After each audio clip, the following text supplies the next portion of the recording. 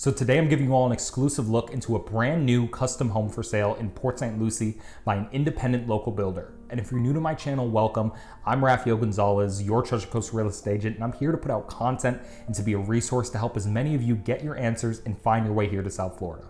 Whether you're looking to buy here, relocate, whether you're looking to list and to sell your home in this market, I'm here to help you with that. And if you haven't already, make sure you like and subscribe to my channel so you don't miss out when I share new videos.